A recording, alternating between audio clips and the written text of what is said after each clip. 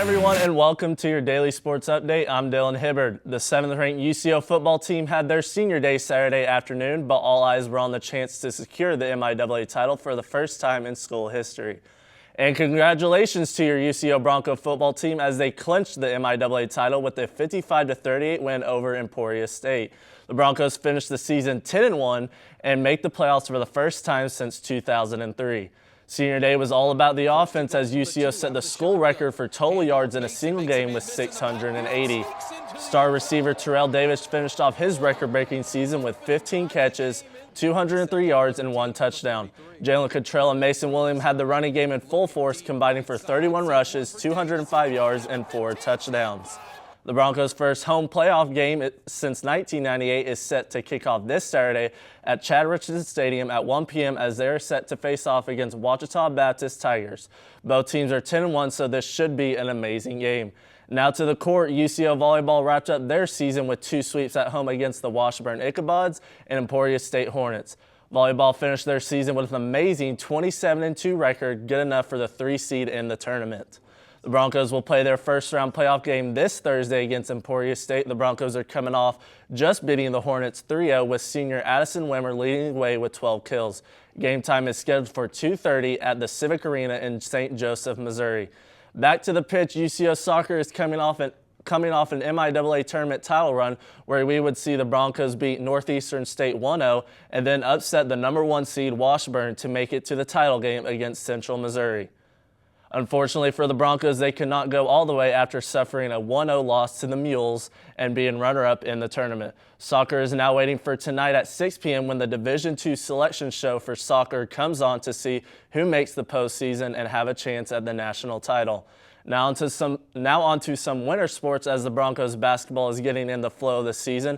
We see the men's team host a top 3 opponent in the country this past weekend.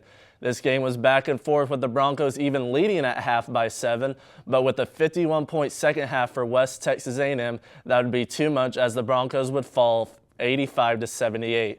Men's basketball has a chance to get back in the win column with 2 matchups this weekend as they travel to Weatherford, Oklahoma to face Southwestern Oklahoma State.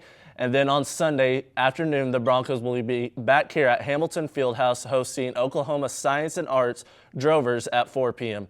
Women's basketball also had a game this week in Wichita Falls, Texas against Midwestern State. For the first time this season, the Broncos come out with a win with the final score of 58-52. Jordan Turner and Corey Allensworth led the way with 13 points each.